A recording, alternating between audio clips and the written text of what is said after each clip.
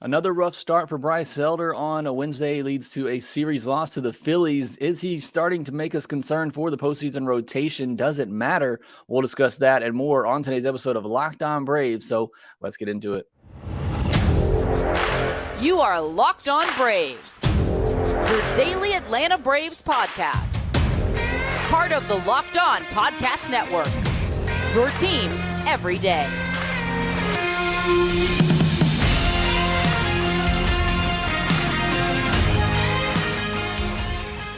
Hey, and welcome back to Locked On Braves, part of Locked On Sports Atlanta, where we cover your favorite Atlanta sports teams each and every day. I am your host, Jake Mastriani. You can follow me on social media at shortstopball. Also, make sure you follow the podcast there at LockedOn_Braves. Send in any questions, comments, or feedback that you have for the podcast. Always enjoy hearing from you and letting me know how I can make this show even better for you, the listener. Make sure if you haven't already, subscribe on YouTube. We reached our mark of 7,000 subscribers before the postseason, so thank you so much for that. If you're watching there, hit this thumbs up button as well to help support the show. And thanks so much for all the support you give me here at Locked On Braves. If you're an everydayer, let me know down in the comment section below. Have been doing a great job getting those comments this week. I do apologize, but I will get to those. I do promise you that. But if you are an everydayer, let me know. I do enjoy hearing from you in that regard. Today's episode is brought to you by Jase Medical. Empower yourself when you purchase a Jase case, providing you with a personal supply of 5 antibiotics that treat 50-plus infections. Get yours today at jasemedical.com. That's JASE medical.com. All right, let's jump into today's episode. We're going to recap the last 2 games because we didn't do a podcast yesterday. It was a early day game. I also recorded a show for Locked On Sports Atlanta, which I'll be doing a lot of those once a week now. So if you want to make sure you subscribe to Locked On Sports Atlanta, you can see me over there again once a week. And also, like I said, just with the day game and the timing, didn't make sense. And also, big news: we're going to have an interview coming up on the show on the podcast later this week with the guys over from Cespedes Barbecue. So, looking forward to that conversation. So we'll have that bonus episode later this week as well. So, I wanted to recap just quickly. Really the last 2 games. You had a 7-3 win over the Phillies, and then a frustrating 6-5 loss in extra innings. So that's 3 extra innings games now in the last 7 games these 2 teams have played. They're very even teams. As much as you don't want to hear that or believe that, and as big as the Braves record is, and the gap they have between those 2 teams, these are pretty even baseball teams. And if they match up in October, it's going to be another fight. I said it before. I think they, to me, are the team that scares me the most in the postseason because they have the lineup that can go toe-to-toe with the Braves. And if Wheeler's on and if Nola's on, like they both were in this series, they can minimize the Braves' offense. Now, the Braves had a chance to win this game and certainly could have and probably should have on Wednesday, but they didn't, and they dropped the series and a series loss to the Phillies, which no matter, what the outcome is, Braves already clinched. Hate losing series to the Phillies and division rivals. Spencer Strider's chances of winning the NL Cy Young. We'll talk about that more in the second segment. We kind of do our through the league segment. I don't see how he can with the ERA that he has, but he's only 7 strikeouts away from the franchise record for most strikeouts in a single season. And again, a great dominant outing from him on Tuesday, but it's the same thing all year. And it's why he probably won't win the NL Cy Young. It's, dominate for 4 or 5 innings, give up a couple of hits and then a 3-run homer. And it takes a shine off of what was otherwise a beautiful performance and a dominating performance. And it's been that way all year with him. I talked about this on the postcast, but I wanted to mention it here. We all talk about the fact from time to time that Strider can't just continue to dominate with 2 pitches. Well, the pitch that, really doomed him in that inning where he gave up a 3-run homer were a couple of changeups. A changeup down to Schwarber that he hit for a single, and a changeup middle down to Bryce Harper that he hit for the home run. Now, if he throws that pitch, low and away to lefties, it's devastating. And it's a strikeout pitch. And I still think he should use it. And I still think it's a weapon for him. But if he doesn't have the confidence in it and it leaks over the plate like it did in those 2 at-bats to lefties, they can get a barrel on it and do damage. So, as much as we talk about he needs to get that 3rd pitch, he needs to get that changeup, that's what ultimately led to him giving up that 3-run homer on Tuesday. So still a great performance, 11 strikeouts. He continues to dominate the Phillies in the regular season. Hopefully, if he does get another chance in the postseason, he can kind of redeem himself there. But he has certainly had their number in the regular season. Now, what I really wanted to focus on in this segment here today is Bryce Elder. Another bad performance for him on Wednesday. Doesn't go deep into the game, gives up 4 runs early. Should we be worried about Bryce Elder? Does he deserve a postseason roster spot? Post All-Star break this year, 4.71 ERA, a 1.31 whip, 247 batting average against, 65 innings, 60 hits, 25 walks. That's a 3.46 walk per 9 and 46 strikeouts. This is a guy that cannot afford to walk a lot of batters. And I think we've seen more of that in the second half. He's going to give up his hits, but I just read you the numbers. He's giving up fewer hits than innings pitched, but you combine that with the walks, and he's given up a lot more home runs in the second half of the season as well. I don't know if that's hitters just adjusting to him, but he's given up more home runs. He's walking more batters. And for a guy that doesn't have, blow you away type stuff, that can't happen. And when you do, it's going to lead to a 4.5 ERA. And look, I said this before about Bryce Elder. I said it when they drafted him. I see him as a really solid 4th, 5th starter for a long time in the Braves rotation. And I think that's probably who he is. He gave us a glimpse at the beginning of this year that maybe he could be more than that. Maybe he could be a number 3. He was even pitching like a top of the rotation guy, but I think ultimately he settles into the back of a rotation. That's where he belongs. And, if everybody's healthy, it probably is, Fried, Strider, Kyle Wright, Charlie Morton, and Bryce Elder as your 5th starter.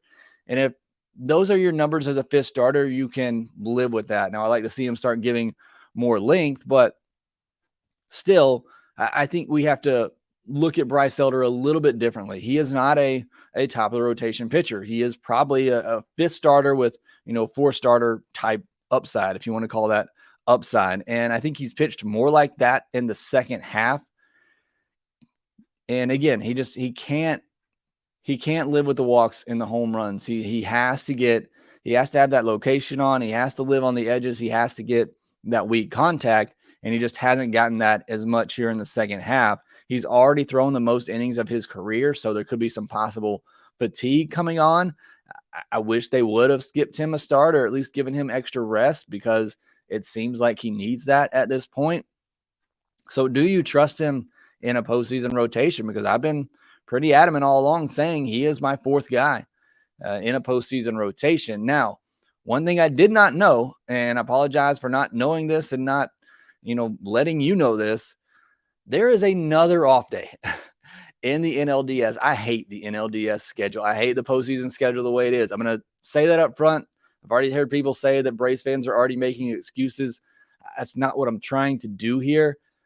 But you're talking about a 5-day gap. The end of the season ends on a Sunday. You don't start the NLDS until that Saturday. And then after game 1, you have another off day. That is absurd. That is ridiculous. Somebody needs to change that. That's too many off days. We're talking about a week that goes by and a team plays 1 game.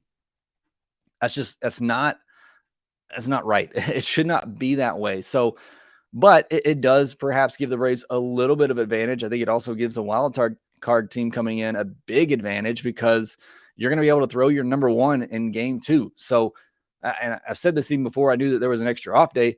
Really, the only advantage you get from the bye is you avoid the wild card round, and that's a pretty good advantage. You get an opportunity to set up your rotation. That's a pretty solid advantage, but it really comes down to that game 1. If you do not win that game 1, then you're facing that other team's number 1 starter going up against your number 2 starter in game 2, because you have that much time off that team has the opportunity to flip their rotation back around to the top by game 2. That's ridiculous. That is not enough of an advantage, in my opinion, for one of those top seeds. They got to condense that time frame, but it does give the Braves a little bit of an advantage, because you could get by the NLDS only using 3 starters. So for the NLDS, you may only need Max Fried, Spencer Strider, and Charlie Morton. And if it goes 5 games, 4 of those games are probably going to be pitched by Fried and Strider. So you may not even need a Bryce Elder in the NLDS because of the absurd scheduling of the postseason and them giving you another off day in between games 1 and 2. And then you get an off day for the travel day before game 3. This is baseball. It's meant to be played every day. I cannot believe how many off days there are in this postseason schedule. But again, it could help benefit the Braves a little bit. All right, moving on from that, let me know your thoughts as well, how you think the Braves should handle that and whether Bryce Elder gets a postseason start. Strike zone on Wednesday was awful for both sides. Not making excuses there for Bryce Elder or AJ Minter later in the game, but it was just awful. Great job by the offense coming back in this one. Thought they kind of chipped away at Aaron Nola, then had some good at-bats late. Should have won the game. Speaking of that strike zone, Ronald should have walked in that inning. Instead, he struck out, kind of frustration after he knew he should have walked. And then if the inning plays out the way that it did, the Braves take a lead, likely win that game with the way Iglesias, he pitched. He looked great in that 9th inning. Luke Williams also got a terrible jump on that fly ball to Castellanos in right field. Look, the play wasn't close. Maybe it doesn't make a difference. It's also not a really good slide, but he got a terrible jump tagging up from third base. That should have been the game, honestly. And look, he did a great job stealing second, stealing third. You got to get a better jump there. That was just terrible. That should have been the ball game. Great job by Jesse Chavez, who returned 2 1/3, 1 hit, 1 walk, no earned, no strikeouts, just getting outs like Jesse Chavez does. I mentioned AJ Minter, not a great outing for him. That's a spot you want him in, facing the top of the order with some tough lefties. He just didn't get it done in this one. And the biggest issue here, he walked 3 lefties. And I didn't think any of those walks had anything to do with a terrible strike zone. He just, again, didn't get it done. And I know the numbers against Alec Bohm say you're supposed to walk him there in that situation. I feel much more comfortable facing Alec Bohm than I do Bryson Stott. I feel like Bryson Stott is a Braves killer, and he's also just a pesky at bat. I feel like he's going to fight. He's going to put the ball in play, and he's going to slap a ball the other way, Jeff McNeil style, exactly like he did. So I didn't agree with that, and that's not me second guessing. I was saying that to myself and no one else before that happened, that I'd rather face Bohm in that situation than Bryson Stott. I know it's a better, handedness matchup. You're getting left on left instead of left on right, but I feel like you got a better chance of getting Bohm out there than you do Bryson Stott, a guy who you know is probably going to put the ball in play. Nicky Lopez's defense is so fun to watch. Me being a defensive guy, he made a couple of plays on Wednesday that were just, ridiculous. One where he's coming across the infield on the second base side, catches it, spins, throws a perfect throw to first base. Also a great effort on a fly ball in foul territory running down the line. I mean, he is just so fun to watch defensively and such a weapon in that regard. Acuna comes back after missing 2 games over the weekend, has 5 hits in the series, 2 homers, a double, a stolen base. His only strikeout came after he should have walked. He didn't miss a beat after sitting those 2 games out. If anything, maybe it got him a little bit more refreshed. He's just 1 home run away now from 40 on the season. Need to get Austin Riley going. I know I said results don't matter much right now, but I would like to see Austin Riley start having some better at-bats and get him heating up for the postseason. All right, next we'll do our Through the League Thursday segment, talk about the division races, the wild card races, and we're going to take a look at the pitching stats right now. Who is going to win the Cy Young in each league? I think that's still up for debate as we head into the final week of the season. We'll discuss all that next. The MLB playoffs are right around the corner, which means the clock is ticking on your chance to 100 times your cash on daily fantasy baseball. Baseball's never been more exciting than it is right now with studs like Ronald Acuna Jr., Matt Olson, Mookie Betts, and others. Pick more or less on stats for these stars like home runs, hits, strikeouts, and more for up to 100-time payout on Sleeper. Get your picks right, and you could win big. Sleeper is a great app and easy to use for social interaction. You can discuss things with people that you're competing against. It's a lot of fun. We're using it here for Locked On Braves listeners for our fantasy football league, and we're absolutely loving it, even though I'm 0-2 on the season. Use promo code LOCKEDON, and you'll get up to a $100 match on your first deposit. Terms and conditions apply. See Sleeper's terms of use for details. Braves will start a 4-game series in Washington on Thursday at 7:05 p.m. Eastern. Catch every pitch of the Braves' hometown broadcast with SiriusXM on the SXM app. Search Braves. Now we'll do our Through the League Thursday segment today. Just quickly run down the divisions, and then I want to go over games to watch and also the pitcher stats. Right now, we did hitters a couple of weeks ago. Want to go over the pitcher stats and talk about who's leading the Cy Young. Does Spencer Strider have a legit case? But let's start with the divisions. Braves are just 3 wins away from 100. They've already wrapped up the NL East. Brewers' magic number to clinch the NL Central is down to 5. Dodgers clinched the West. The Orioles are up 2.5 games on the Rays. You had that fun series last weekend. The Rays won the first 2 games to tie things up, and then the Orioles won the last 2. Some really good games. It was a fun series to watch. I mentioned I kind of took last weekend off, not watching that Braves-Marlins series for good reason, and I watched a lot of that Orioles-Rays series, and it was a lot of fun. So loving some of these division races, but Orioles' magic number is 8, so that is the, they got a lot of work left to do there.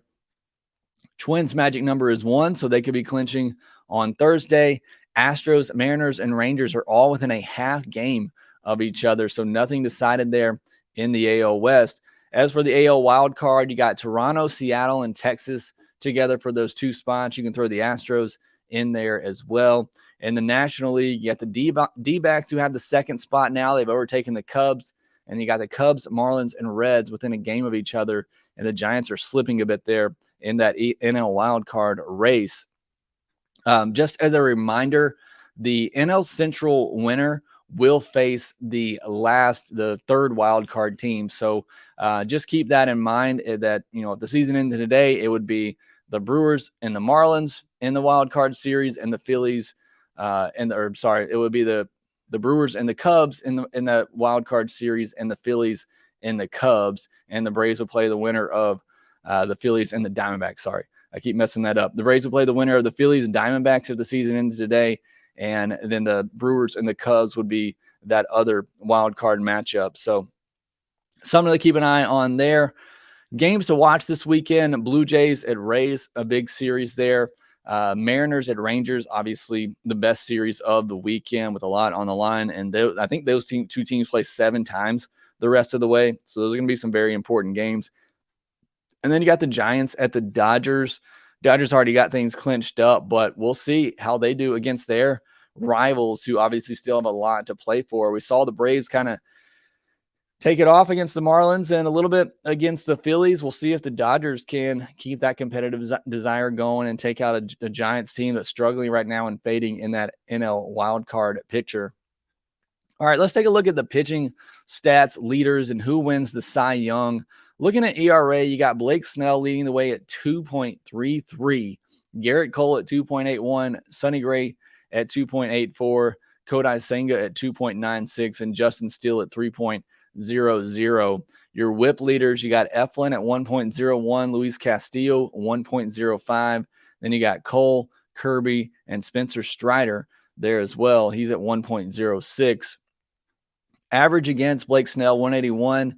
And then you got Burns at 200, Peralta 203, Strider 205, Senga 209. Strikeout leaders, Strider 270, leading by a wide margin. Gausman 232, Snell 227, Lopez 221, and Cole 208. So you look at those, somewhat basic pitcher stat numbers, and Strider doesn't lead an ERA. We know that his ERA is elevated in the 3.7s, but he is 5th in WHIP, and this is all of baseball, not just National League.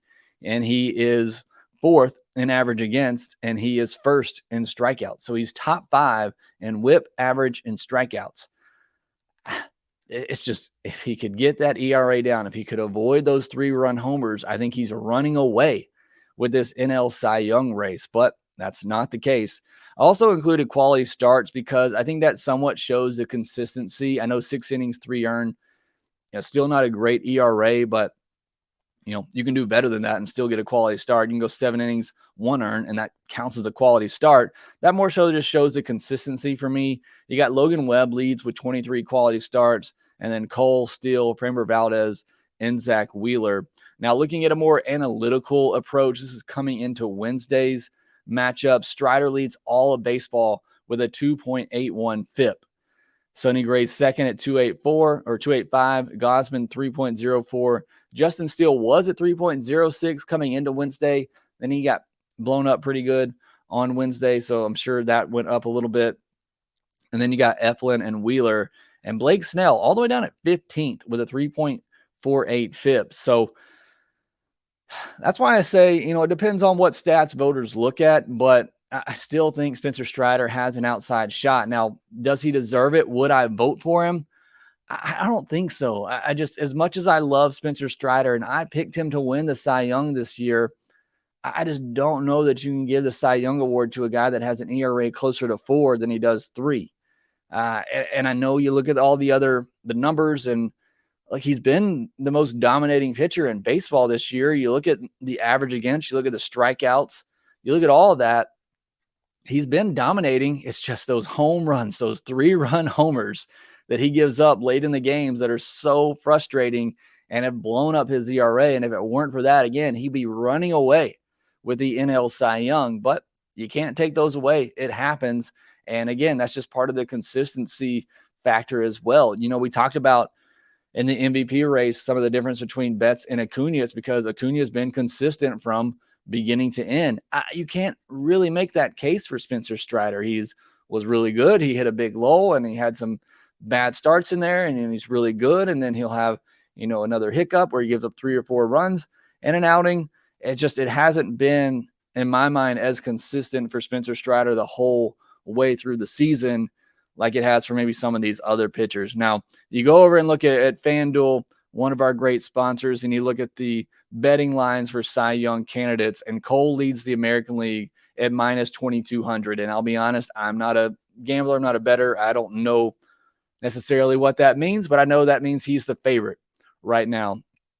And that's probably who I would vote for in the American League. You look at Cole and some of the numbers that he has, a 2.81 ERA, second in all of baseball, 1.05 whip is third in all of baseball, and then 208 strikeouts as well, 5th in all of baseball, and the second most quality starts. So for me, Garrett Cole seems like a pretty obvious choice for the American League Cy Young winner at this point. But the National League, in my mind, you just look at the numbers. I mean, Blake Snell had 2.33 ERA. That's just ridiculous. He has a 181 average against. That's ridiculous. And he has 227 strikeouts as well. That's really good. Again, I know maybe the advanced analytics don't point to Blake Snell, but I don't know how you argue against that season that he's having. However he's getting it, I think he's the NL Cy Young favorite at this moment. He's minus 3,500 on FanDuel as well. Then you got Justin Steele behind him at plus 2,300. Again, that was before the start that Steele had on Wednesday. And then they have Spencer Strider third right now at plus 600. So I do think Spencer Strider's in that top 3 right now for NL Cy Young. If it were me and my vote, I'd probably give it to Blake Snell. I mean, you look at the numbers that he has, the season that he's had, the consistency that he's had, as dominant as Spencer Strider has been. And as much as I want him to win it, because again, I picked him to win it at the beginning of the season, and obviously I love Spencer Strider and I'm a Braves fan. I want him to win it. Don't get me wrong. I just can't get over the fact that he has an ERA closer to 4 than he does 3. And you have a guy in Blake Snell whose batters are hitting 181 against him, and he has a 2.33 ERA.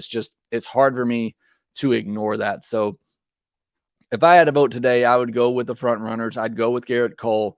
I'd go with Blake Snell. But if you can make an argument for Spencer Strider, and you can make a solid one, let me know down in the comments section. Who would you vote for right now for Cy Young in both leagues? And is it coming down to these last final starts? I think it certainly could be. You look at the start that Justin Steele had on Wednesday night, one bad start like that here at the end, and that could take him out of the running. So I think Strider's going to have one more start. Again, if he breaks that single season franchise record, gets over 276 strikeouts, gets his 19th win of the season, gets that ERA down a little bit closer to 3.5, does he still have a shot? I think he does, just because of the dominating fashion the dominating numbers that he has. It's just, again, I still look at that ERA, and that means a lot to me. And it's hard to not vote for a guy in Blake Snell who has a 2.3 ERA and vote for a guy in Spencer Strider who has a 3.7 on the year. That's just too big of a difference for me to overlook. All right, next, let's turn our attention to the weekend where the Braves are going to be facing the Nats, hopefully looking to get a couple of wins, maybe sure up this top seed in all of baseball, get back on track, hopefully get a good performance from Max Fried, who'll be returning to the mound. We'll discuss that next. Don't get caught unprepared when disaster strikes. Make sure you have emergency medication ready. Jase Medical can help you be prepared. Their Jase case provides 5 life-saving antibiotics for emergency use. I ordered mine. The process is simple. All it takes to get a Jase case is fill out a simple online form. And in some cases, you may have to jump on a quick call with a board-certified physician. I did not have to do that. Again, my process was super simple to get my Jase case. Everyone should be empowered to care for themselves and their loved ones during the unexpected. Jase handles everything from online evaluation to licensed pharmacy medication delivery and ongoing consultation and care. Save more than $360 by getting these life-saving antibiotics with Jase Medical, plus an additional $20 off by using my code LOCKEDON at checkout on jasemedical.com. That's JASE medical.com. Braves and Nats will begin a 4-game series on Thursday night at 7:05 p.m. Eastern. Catch every pitch of the Braves' hometown broadcast with SiriusXM on the SXM app. Search Braves. All right, a little bit of news from Wednesday. Braves are 3 games up on the Dodgers, technically 4 because they hold the tiebreaker. They're 2 games up on the Orioles. They also own the head-to-head tiebreaker over them. So still got a little bit of a safe lead in that regard, but things are getting a little bit closer at this point. But again, still feeling pretty good about that at this point. Braves and Nats begin a series on Thursday. Or I'm sorry, I did just want to check and make sure there weren't any other news items real quickly. You know, the Braves are flipping pitchers all the time and bringing guys up, but don't see anything at this point for the Braves. So let's move into previewing the weekend series. You got Fried versus Jake Irvin in game 1 between the Braves and the Nats. As for Jake Irvin, he's had a solid year, back of the rotation type of guy. Had a really good August at 2.35 ERA and 4 starts, but been up and down through 3 starts in September. Mainly fastball, curve, sinker. Batters are hitting just 199 against his 4-seamer this year that averages 94.5 miles per hour. So something to that fastball, whether it's the spin rate. I know he does have a long extension on it. And batters are hitting just 185 against his curveball. So he's got 2 pitches here that guys really don't hit very well. A lot of the hits come off his sinker, but he will walk some batters. He doesn't strike out a lot, and he gives up a lot of hard contact. So perhaps he's been a little bit lucky on the season, and that's why his expected ERA is well over 5 instead of his actual ERA in the mid-4s. But hopefully the Braves, they don't strike out as much, and they will put the ball in hard and put the ball in play and hit it really hard. So hopefully it'll be a great matchup for them. Max Fried on the other side. My keys for Max Fried in this one, just stay healthy. Pitch your 5 innings. I would imagine they probably won't push him much in this one. If it were me, I let him pitch his 5 innings. If he makes it that long, I'm assuming he does. Pitch your 5 innings, get out of there. Hopefully the offense has you a pretty good lead at that point. But again, my biggest key down the stretch is keep Max Fried and Spencer Strider healthy as you can be. You've seen in this stretch where the Braves have lost these games. Now, they've lost, 5 of their last 6 games. The one they won was started by Spencer Strider, and they lost all the other games in that mix. None of them started by Strider or Fried.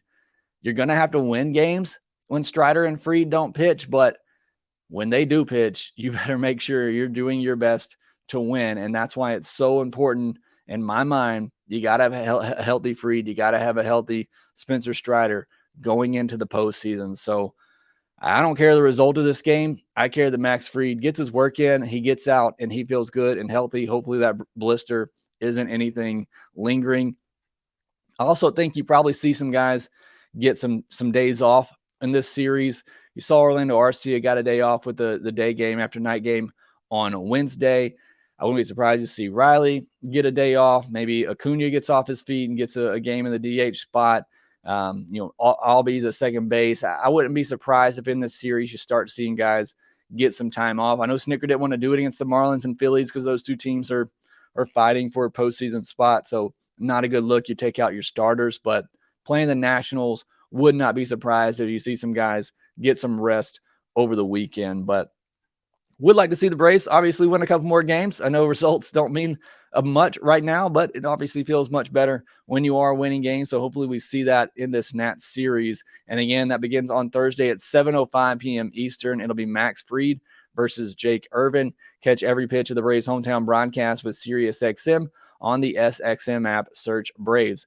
That will do it for this episode of Locked On Braves. Thanks so much for making us your first listen of each and every day. Again, we got an interview coming up later in the week with the guys over from Cespedes Barbecue. So looking forward to that. Make sure you don't miss it. Make sure you subscribe to Locked On Braves on YouTube and wherever you get your podcast. And we will talk to you next time.